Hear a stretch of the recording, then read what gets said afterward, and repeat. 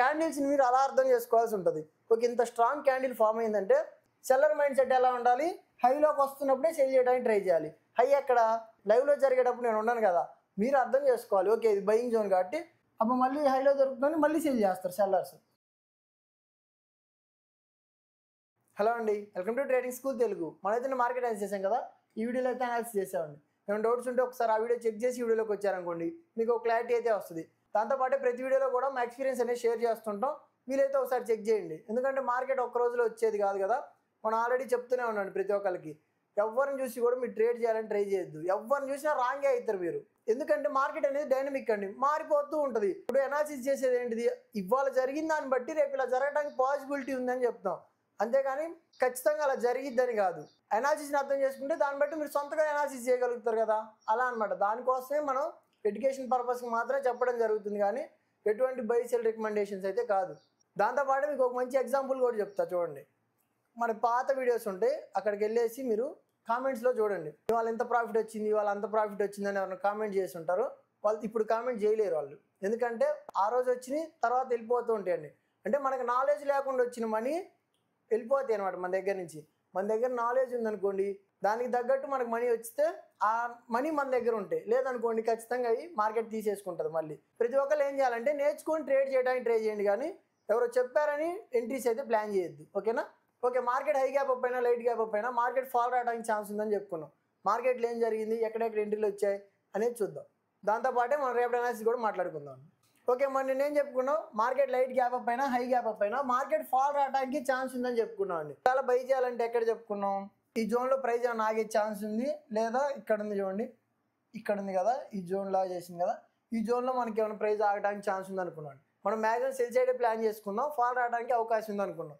కానీ మార్కెట్లో ఏం జరిగింది, మార్కెట్ ఫాల్ అయిందా, ఓకే మనం అనుకున్నట్టు పెద్ద క్యాండిల్స్ వచ్చాయండి, అంటే అగ్రెసివ్ ఫాలే వచ్చింది. అప్ సైడ్ వెళ్ళి ఫాల్ అవడానికి పాసిబిలిటీ ఉంది. కాకపోతే చూడండి ఇక్కడ ఏం జరిగిందో, ఫాల్ అయిందా, కరెక్ట్ జోన్లోకి వచ్చి మనకి స్ట్రాంగ్ బయింగ్ వచ్చింది చూడండి. ఫాల్ అయినట్లయి స్ట్రాంగ్ బయింగ్ వచ్చి ఒక పెద్ద బుల్లిష్ క్యాండిల్ అనేది ఫామ్ అయింది. మనం ఎలా అర్థం చేసుకోవచ్చు దీన్ని, ఇక్కడ లోలో బయర్స్ ఉన్నారని అర్థం చేసుకోవచ్చా. ఓకే, మనం ఏమనుకున్నాం, లోలో బయింగ్ వస్తుంది అనుకున్నాం, అంటే కింద బయింగ్ రావడానికి ఛాన్స్ ఉంది అనుకున్నాం.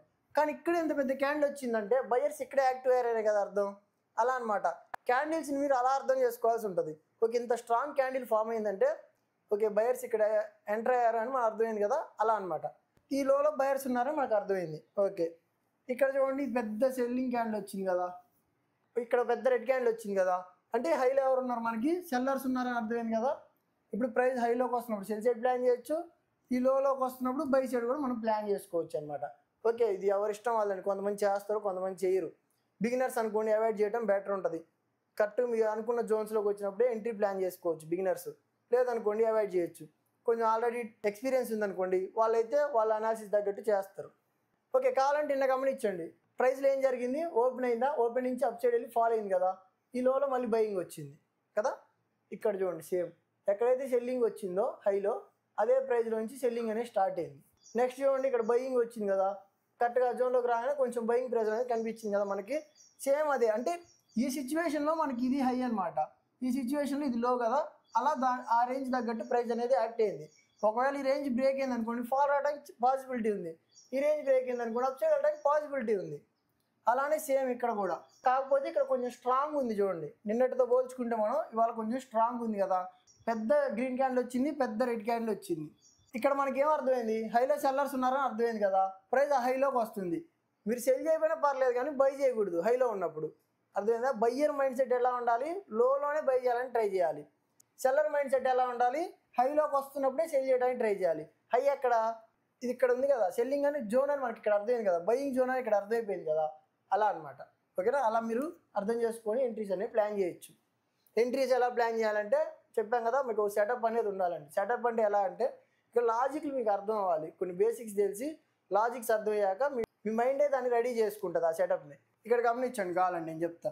ఇది సెల్లింగ్ జోన్ కదా, ప్రైస్ అప్ సైడ్ వచ్చింది, ఓకే ఫాల్ అయింది, మళ్ళీ అప్ సైడ్ వచ్చింది. ఈసారి చూడండి హై క్రాస్ అవ్వలేకపోయి ఒక మంచి రెడ్ క్యాండిల్ అనేది ఫామ్ అయింది కదా, ఇక్కడే ఫామ్ అయింది. ఇక్కడ ఎంట్రీ తీసుకున్నాను అనుకోండి, దీనిపై మీ స్టాప్ లాస్ అనేది పెట్టచ్చు, లేదా ఈ లో ఉంది కదా, ఈ లో క్రాస్ అవుతున్నప్పుడు ఎంట్రీ తీసుకుంటారండి. దీన్ని ఎక్కువ మీరు ప్రాక్టీస్ చేయాలి. పేపర్ ట్రేడ్ చేస్తే ఇలాంటి లాజిక్స్ అనేవి దొరుకుతూ ఉంటాయి.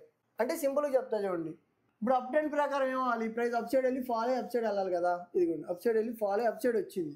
ఇక్కడ చూడండి ఫాల్ అయిందా, ఫాల్ అయ్యి ఈసారి ఏమవ్వాలి అప్ సైడ్ వెళ్ళాలి. కానీ ఏం జరిగింది, అప్ సైడ్ వెళ్ళకుండా ఫాల్ అయింది, అంటే ఇక్కడ ఫాల్ అయింది. ఇప్పుడు మనకేం అర్థమైంది, ట్రెండ్ చేంజ్ అని అర్థమైంది కదా. ఇక్కడ ఈ పాయింట్లో మనకు అర్థమైపోయింది కదా ట్రెండ్ చేంజ్ అందని. అలా అర్థం చేసుకొని ఎంట్రీస్ అనేది ప్లాన్ చేస్తూ ఉంటారండి. దీనిపైన స్టాప్ లాస్ పెడుతూ ఉంటారు. ఎందుకు ఇక్కడ ట్రెండ్ బ్రేక్ అయిన ఎంట్రీ తీసుకున్నాం అంటే సెల్లింగ్ జోన్ కదా, ఆల్రెడీ సెల్లర్స్ ఉన్నారు అర్థమైంది, ట్రెండ్ చేంజ్ అని అర్థమైంది, అందుకని మనం ఎంట్రీ అనేది ప్లాన్ చేయొచ్చు. ఓకే, అలా చేయాలని కాదు, అలా కూడా చేస్తూ ఉంటారు. ఓకే, నెక్స్ట్ చూడండి అక్కడ నుంచి లైట్గా ఫాల్ అయింది మార్కెట్. ఇక్కడ చూడండి ఇది ఇది బయింగ్ జోన్ కదా, ఇక్కడ నుంచి ప్రైస్ అనేది రిజెక్షన్ తీసుకొని అప్ సైడ్ వెళ్ళిపోయింది. ఓకే, నెక్స్ట్ చూడండి ప్రైస్ అప్ సైడ్ వస్తూ ఉందా, ఇక్కడ గమనించండి ఈ పాయింట్లో చిన్న చిన్న క్యాండిల్స్ పడుతున్నాయి చూడండి, గ్రీన్ క్యాండిల్స్ చిన్న చిన్నవి ఉన్నాయి కదా. కరెక్ట్గా చూడండి హైలో ఏం జరిగింది, డోజిల్ ఫామ్ అయినాయి, చిన్న చిన్న క్యాండిల్స్ పడి డోజిల్ ఫామ్ అయినాయి, ఒక మంచి రెడ్ క్యాండిల్ అనేది ఫామ్ అయింది. ఓకేనా, ఇలా కూడా అర్థం చేసుకుంటూ ఉంటారండి.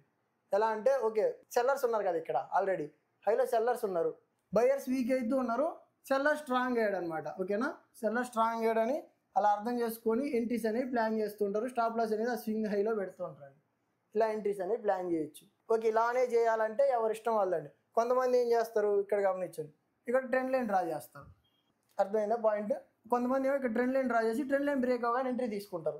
కొంతమంది ఏం చేస్తుంటారు చెప్పాం కదా, ఇక్కడ ఓకే హైలోకి వస్తుందంటే సెల్లర్స్ ఉంటారు, బయ్యర్స్ వీక్ అవుతున్నారు, సెల్లర్ స్ట్రాంగ్ అవ్వగానే ఎంట్రీ అనేది ప్లాన్ చేస్తారు. ఓకేనా. ఓకే, నెక్స్ట్ ఏం జరిగింది, ఫాల్ అయిందండి లైట్గా. మ్యాక్సిమం ఒక రేంజ్ బౌండ్లో ఉండడానికి ట్రై చేసింది కదా మార్కెట్. మ్యాక్సిమం చిన్న చిన్న స్టాప్ లాస్ అయితే హిట్ అవుతూ ఉంటాయి. లేదు మీకు దీంట్లో హిట్ అవ్వలేదు, నిఫ్టీలో హిట్ అవ్వలేదు, కానీ ఆప్షన్స్లో హిట్ అయింది అనుకోండి, దాంట్లో ఎలా దాన్ని సరి చేసుకోవాలో అండర్స్టాండ్ చేసుకోవాలి. కానీ నిఫ్టీ మీదే పడకూడదండి మనం, నిఫ్టీదే తప్పు ఉంది అనుకోకూడదు. ఆప్షన్స్లో స్టాప్ లాస్ హిట్ అయింది అనుకోండి, అక్కడ ఏ స్ట్రైక్ బై చేయాలి ఏంటి అనేది మీరు తెలుసుకోవాలి. కొంచెం ఆప్షన్ గ్రీక్స్ ఉంటాయి కదా, వాటి గురించి కొంచెం ఐడియా తెచ్చుకోండి. ఓకేనా. ఓకే, మ్యాక్సిమం అక్కడి నుంచి ఏం జరిగింది, ప్రైస్ అనేది ఒక రేంజ్లో ఉందండి. చూడండి మొత్తం కూడా చిన్న చిన్న డోజీ క్యాండిల్సే ఫామ్ అయినాయి కదా, అంటే మార్కెట్ ఏమర్థమైంది మనకి ఒక రేంజ్లో ఉంటాయి ట్రై చేసిందని మనకు అర్థమైపోయింది. ఇలాంటి అనాలిసిస్ మనం రెగ్యులర్గా చేస్తూనే ఉంటామండి. మీకు యూజ్ అవుతుంది అనుకుంటే ఛానల్ సబ్స్క్రైబ్ చేసుకొని వీడియోకి అయితే లైక్ చేయండి. ఓకే, మనం రేపు డాన్స్ పోదాం. మనం ఏం చేస్తాం, డైలీలో చెక్ చేస్తాం కదా, ఒకసారి డైలీలో చెక్ చేద్దాం. ఓకే, ఇప్పుడు మనం డైలీ టైం ఫ్రేమ్లోకి వచ్చామండి. ఎందుకు మనం డైలీ టైం ఫ్రేమ్లోకి వస్తున్నాం అంటే మీకు టైం ఫ్రేమ్స్ గురించి కూడా ఒక ఐడియా రావాలనేసి టైం ఫ్రేమ్ మారుస్తున్నాం. నిజానికి ఇంట్రాడేకి మన టైం ఫ్రేమ్స్ అంత ఎక్కువ మార్చాల్సిన అవసరం లేదు, సింపుల్గా అక్కడ జరిగేదాన్ని అర్థం చేసుకుంటే సరిపోయింది. కాకపోతే ఎందుకు మారుస్తున్నాం అంటే కొంచెం పొజిషనల్గా కొంచెం టైం ఫ్రేమ్స్ గురించి కూడా మీకు ఐడియా వస్తుందని మాత్రమే మనం టైం ఫ్రేమ్స్ కూడా చేంజ్ చేసి చూపిస్తున్నాం. ఓకే, ఏం జరిగింది మార్కెట్లో ఇవాళ, మార్కెట్ గ్యాప్ అప్ ఓపెన్ అయిందండి. కాకపోతే ఎక్కడ క్లోజ్ అయింది, నిన్న ఎక్కడైతే క్లోజ్ అయిందో అక్కడే వచ్చి క్లోజ్ అయింది. ఓకే, ఇక్కడ మనం ఒక పాయింట్ గమనించాం అనుకోండి, ఓపెన్ అయింది, గ్యాప్ అప్ ఓపెన్ అయింది. గ్యాప్ అప్ ఓపెన్ అయిందంటే అర్థం ఏంటి, బయర్స్ ఉన్నారు, అగ్రెసివ్ బయింగ్ అనేది ఉంది, గ్యాప్ అప్ అయింది కదా హై గ్యాప్. కానీ ఏం జరిగింది, మార్కెట్ ఫాల్ అయింది, ఫాల్ అయ్యి లోలో కూడా మళ్ళీ చూడండి రియాక్షన్ వచ్చింది. అంటే మనకేం కనిపిస్తుంది, లోలో కూడా బయర్స్ అనే వాళ్ళు కనిపిస్తూ ఉన్నారండి. అక్కడ అగ్రెసివ్నెస్ బయర్సే కనిపిస్తున్నారు, లోలో బయింగ్ ఉంది, గ్యాప్ అప్లో కూడా బయింగే కనిపించింది. కాకపోతే ఓపెనింగ్ నుంచి అక్కడి నుంచి ఫాల్ అయింది కాబట్టి మనకి హైలో సెల్లర్స్ ఉన్నారు కూడా అర్థమవుతుంది కదా. క్లోజింగ్ ఎక్కడైతే నిన్న క్లోజ్ అయిందో అక్కడే క్లోజ్ అయింది. దాంతోపాటు మనకి వాల్యూమ్స్ కూడా కొంచెం లోలోనే ఉన్నాయి కాబట్టి మార్కెట్ అనేది ఒకవైపు డైరెక్షన్ చేయడానికి పాసిబిలిటీ ఉందండి. దాన్ని మనం ఇంకా క్లియర్గా 5 minutesలో మాట్లాడుకుందాం. ఓకే, ఇప్పుడు మనం 5 minutes చార్ట్లోకి వచ్చామండి. ఇక్కడ జరిగిన దాన్ని మనం కొంచెం డీప్గా అర్థం చేసుకుందాం. చూడండి నిన్న ఓపెనింగ్ ఏం జరిగింది, ఓపెనింగ్ నుంచి ప్రైస్ అనేది కొంచెం స్లో ఉంది, అంటే చిన్న చిన్న క్యాండిల్సే పడుతూ ఉన్నాయి. కానీ ఇవాళ చూడండి ఓపెనింగ్ నుంచి పెద్ద క్యాండిల్స్ పడుతున్నాయి, అంటే కొంచెం అగ్రెసివ్నెస్ ఉంది ఇద్దరిలో. సెల్లర్స్ అగ్రెసివ్గా ఉన్నారు, బయర్స్ అగ్రెసివ్గా ఉన్నారు. తర్వాత కూల్ డౌన్ అయ్యారు కదా, అంటే మనకి ఏం అర్థమవుతుంది, ఇక్కడ మనం ఆల్రెడీ ఏం చెప్పుకున్నాం, ఇదంతా ఒక జోన్ లాగా తీసుకుందాం అనుకున్నాం కదా. ఇది ఆల్రెడీ అంత ముందు నుంచే మనం ఇదంతా ఒక జోన్ టైప్ తీసుకున్నాం. ఓకే, ఇక్కడ మనకి ఏం అర్థమైంది, బయర్స్ వచ్చారని అర్థమైంది కాబట్టి ఈ లో బ్రేక్ అయింది అనుకోండి, ఈ లో బ్రేక్ అయితేనే మార్కెట్ ఫాల్ రావడానికి పాసిబిలిటీ ఉంది. ఓకేనా, ఫాల్ సైడే ఉందాం కొంచెం, ఎందుకంటే హైలోకి వచ్చింది కదా ప్రైస్, హైలోకి వచ్చి హైలో సెల్లర్స్ కనిపించారు మనకి అగ్రెసివ్గా.